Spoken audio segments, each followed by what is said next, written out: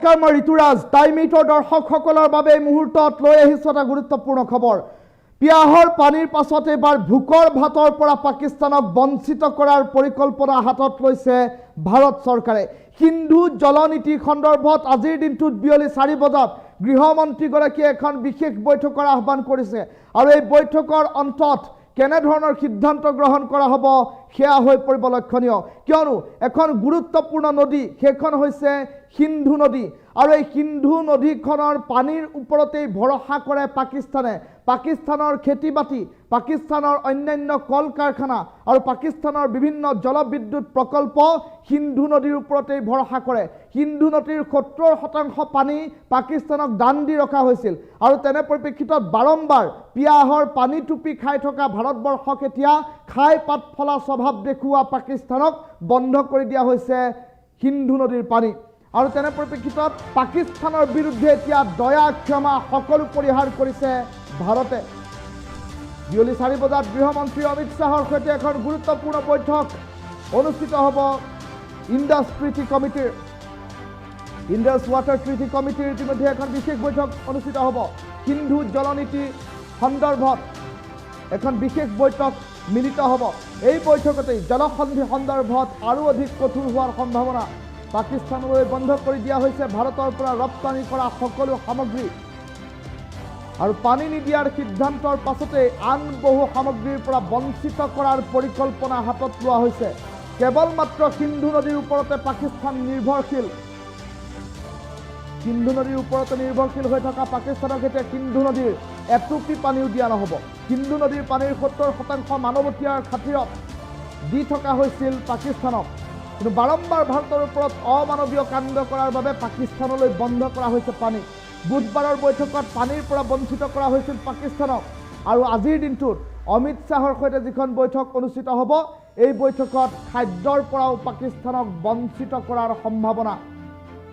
এটা ডাঙৰ খবৰ এই মুহূৰ্তত টাইম এইটৰ দৰ্শকসকলক জনাইছোঁ। ইতিমধ্যে পেহেলগামত যি ভয়ংকৰ কাণ্ড সংঘটিত হ'ল, পেহেলগামত সংঘটিত ভয়ংকৰ কাণ্ডৰ পাছতে ভাৰতে এতিয়া এক প্ৰকাৰ যুদ্ধন্দেহী ৰূপ ধাৰণ কৰা পৰিলক্ষিত হৈছে। পাকিস্তানৰ বিৰুদ্ধে এতিয়া দয়া ক্ষমা নীতি পৰিহাৰ কৰা পৰিলক্ষিত হৈছে। দয়া ক্ষমা নীতি পৰিহাৰ কৰি পাকিস্তানলৈ বন্ধ কৰি দিয়া হৈছে ৰপ্তানি কৰা সকলো সামগ্ৰী। পাকিস্তানৰ সৈতে কোনো ধৰণৰ যোগসূত্ৰ, কোনো ধৰণৰ সম্পৰ্ক এতিয়া ভাৰতে নাৰাখে।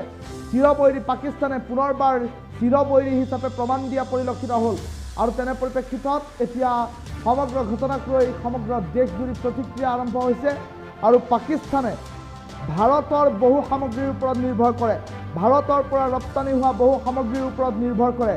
আনকি শুকান সামগ্ৰীটো বাদেই ভাৰতৰ পৰা যোৱা পানীৰ ওপৰতো নিৰ্ভৰশীল পাকিস্তান। ভাৰতে যদি পানী বন্ধ কৰে, ইণ্ডাছ ট্ৰিটি যদি সেই সন্ধিখন বাতিল কৰে, তেনেহ'লে শুকাই মৰিব লাগিব, মৰুভূমি হ'ব লাগিব সমগ্ৰ পাকিস্তান। এই কথা কিন্তু পাকিস্তানে অনুধাৱন নকৰিলে, যাৰ ফলশ্ৰুতিত বুধবাৰৰ এই বৈঠকত ইণ্ডাছ ট্ৰিটি যিখন সন্ধি সেই সন্ধিখন কিন্তু ভাঙি দিয়া হ'ল, য'ত দেখিবলৈ পোৱা গৈছিল 1960 চনতেই ভাৰতবৰ্ষৰ পৰা বৈ যোৱা সিন্ধু নদীৰ পানী পাকিস্তানক 70% ব্যৱহাৰ কৰিবলৈ মানৱীয়তাৰ খাতিৰত দি থকা হৈছিল আৰু তেনে পৰিপ্ৰেক্ষিতত এই সন্ধিৰ জৰিয়তে পাকিস্তানে সেই পানী ব্যৱহাৰ কৰি আহিছিল আৰু সেই পানীৰে খেতি বাতিৰ পৰা আৰম্ভ কৰি বিভিন্ন জলবিদ্যুৎ প্ৰকল্প আৰু অন্যান্য বিভিন্ন প্ৰকল্পৰে চলি আহিছিল পাকিস্তান। তেনে পৰিপ্ৰেক্ষিতত সেই মুখ্য নদীখনৰ জলধাৰা এতিয়া পাকিস্তানলৈ বোৱাই দিয়াৰ পৰিৱৰ্তে ভাৰতে জম্মু কাশ্মীৰৰ সীমান্তৱৰ্তী লোকসকলক সেই নদীৰ পানী ব্যৱহাৰ কৰিবলৈ দিব, তেনে এক সিদ্ধান্ত এতিয়া গ্ৰহণ কৰা পৰিলক্ষিত হৈছে। মৰুভূমি হৈ পৰিব পাকিস্তান আৰু তাৰ মাজতে আজি বিয়লি 4 বজাত দেশৰ গৃহমন্ত্ৰীগৰাকীৰ সৈতে যিখন হাই ভল্টেজ বৈঠক, এই হাই ভল্টেজ বৈঠকত কিন্তু দেখিবলৈ পোৱা গৈছে এই জলনীতি সন্দৰ্ভত কিন্তু আৰু অধিক কঠোৰ হোৱাৰ সম্ভাৱনীয়তা প্ৰকট। সকলোতকৈ ডাঙৰ খবৰ টাইম এইটৰ দৰ্শকসকলক এই মুহূৰ্তত জনাইছোঁ। পেহেলগামৰ ঘটনাক লৈ সম্প্ৰতি দেখিবলৈ পোৱা গৈছে দেশজুৰি অব্যাহত আছে চৰ্চা। পেহেলগামত এটা ভয়ংকৰ ঘটনা সংঘটিত হৈছিল, যি ঘটনা 22 এপ্ৰিলত সংঘটিত হৈছিল পেহেলগামৰ বাইচাৰান নামৰ অঞ্চলটোত, যিটো অঞ্চলত দেখিবলৈ পোৱা গৈছিল যথেষ্ট পৰ্যটকৰ ভিৰ হয় আৰু সেই পৰ্যটনস্থলীটোত বিভিন্ন প্ৰান্তৰ বহু পৰ্যটক উপস্থিত হৈ প্ৰকৃতিৰ নৈসৰ্গিক শোভা উপভোগ কৰে আৰু তেনে পৰিপ্ৰেক্ষিতত 22 এপ্ৰিলৰ দিনটোতো গতানুগতিকভাৱে পৰ্যটক উপস্থিত হৈছিল বাইচাৰানত আৰু পেহেলগামৰ পৰা লুমলুমীয়া ৰাস্তাৰে ঘোঁৰাৰে যাত্ৰা কৰিব লাগে এই বাইচাৰান নামৰ অঞ্চলটোলৈ আৰু বাইচাৰান নামৰ অঞ্চলটোলৈ ঘোঁৰাৰে যাত্ৰা কৰি থকাৰ সময়ছোৱাতেই সন্ত্ৰাসবাদীয়ে ভয়ংকৰ ঘটনা সংঘটিত কৰিলে।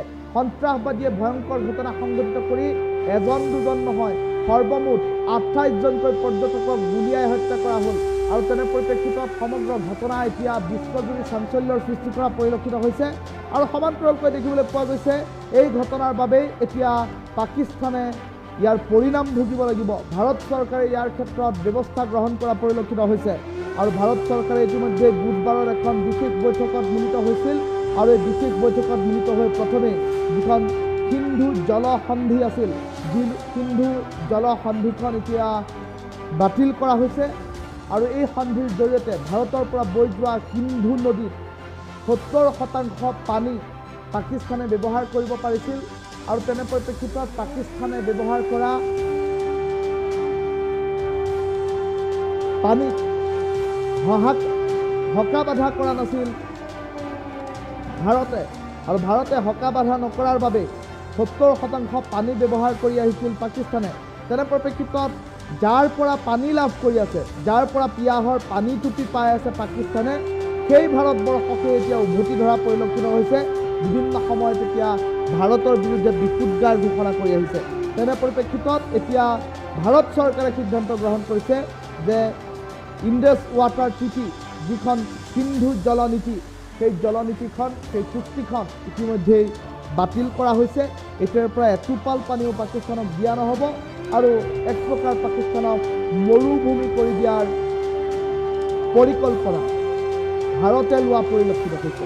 আৰু আজিৰ দিনটোতো বিয়লি 4 বজাত অমিত শ্বাহৰ এখন হাই ভল্টেজ বৈঠক আৰু এই হাই ভল্টেজ বৈঠকতে কেতবোৰ গুৰুত্বপূৰ্ণ সিদ্ধান্ত গ্ৰহণ কৰা হ'ব আৰু গুৰুত্বপূৰ্ণ সিদ্ধান্তত সিন্ধু জলনীতি আৰু অধিক কঠোৰ হোৱাৰ সম্ভাৱনীয়তা প্ৰকট হৈ উঠিছে। এটা ডাঙৰ খবৰ এই মুহূৰ্তত টাইম মিনিটৰ দৰ্শকসকলক জনাই আছোঁ।